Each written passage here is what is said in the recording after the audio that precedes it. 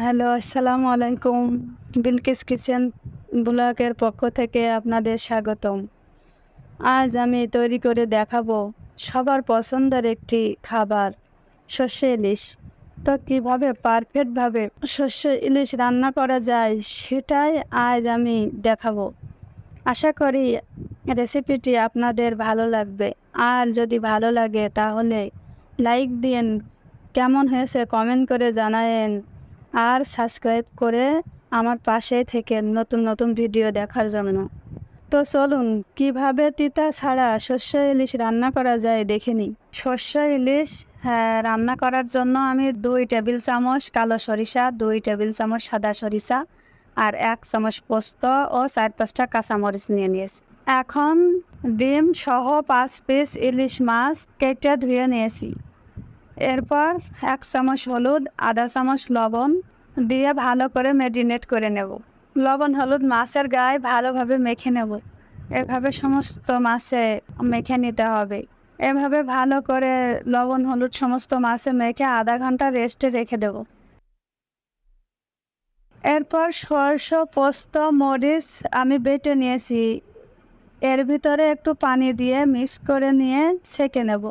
অনেকের হজমের সমস্যা হয়, এই জন্য সরিষাটা ছেঁকে নেওয়াই ভালো। আপনারা চাইলে সরিষা না ছেঁকেও রান্না করতে পারেন। 2 রকমের সরষা, পোস্ত আর মরিচ যদি একসাথে বেটে কিংবা ব্লেন্ডার করে নেওয়া হয় তাহলে কিন্তু সরিষার সেই তিতাটা থাকে না। এখন আমি চুলায় চলে এসেছি। চুলায় একটা প্যান বসিয়ে দিয়েছি। প্যানে পরিমাণ মতো সরিষার তেল দিয়ে দেব। সর্ষে ইলিশে কিন্তু সরিষার তেলটাই মেন। সরিষার তেল যদি না দেওয়া হয়, রান্নার তেল দেওয়া হয়, তাহলে সরিষা ইলিশের সেই টেস্টটাই আসে না। এই জন্য সরষা ইলিশ রান্না করতে হলে সরিষার তেল অবশ্যই দিতে হবে। তো তেলটা গরম হলে ফোড়নের জন্য আমি 1 চামচ গোটা জিরা দিয়ে দিয়েছি। এখন জিরাটা তেলের সাথে একটু মেশায় নেব, এতে ফ্লেভারটা ভালো আসবে। এরপর 1 চামচ লবণ, 1 চামচ হলুদ, 1 চামচ মরিচের গুঁড়া দিয়ে দেব, তাহলে সর্ষে ইলিশের কালারটা ভালো আসবে। এরপর তেলের সাথে ভালো করে মিশিয়ে নেব এবং চুলাটা একবারে লো আঁচে দেব।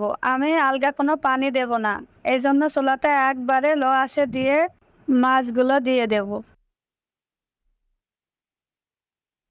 সব মাছগুলো দিয়ে 2-3 মিনিট কষিয়ে নেব। চুলা বাড়িয়ে দেওয়া যাবে না, তাহলে তেলটা পুড়ে যেতে পারে। এই জন্য চুলাটা লো আঁচে দিয়ে মাছগুলো 2-3 মিনিট কষিয়ে নিতে হবে। এভাবে সব মাছগুলো উল্টিয়ে পাল্টিয়ে ভালো করে কষিয়ে নেব। এরপর আগে বেটে রাখা যে সরিষা পানি দিয়ে ছেঁকে রেখেছি সেই সরিষাটা এখন দিয়ে দেব। দিয়ে মাছের সাথে ভালো করে মিশিয়ে দেব।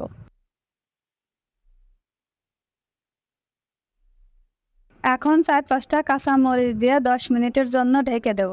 মাঝে মাঝে নাড়াচাড়া করে দেব, তা নাহলে নিচেই পুড়ে যেতে পারে। এই জন্য মাঝে মাঝে নাড়াচাড়া করে দেব। 10 মিনিট পরে এই যে দেখেন আমার রান্নাটা হয়ে গেছে। আমি কিন্তু একটু ঝোলটা ঘন করে নামাবো, আপনারা চাইলে ঝোলটা আরও পাতলা করে নামাতে পারেন। এখন চুলাটা বন্ধ করে আরও 5 মিনিট দমে রেখে দেব। 5 মিনিট দমে রাখার পরে এই যে দেখেন রান্নাটা কত সুন্দর আকর্ষণীয় হয়েছে। দেখতে তত আকর্ষণীয়, খেতেও এত সুস্বাদু হবে। আশা করি আমার এই রেসিপিটি আপনাদের খুব ভালো লেগেছে। আজকের মতো এখানে শেষ করছি। আবারও একটা নতুন ভিডিও নিয়ে আপনাদের সামনে চলে আসবো ইনশাল্লাহ।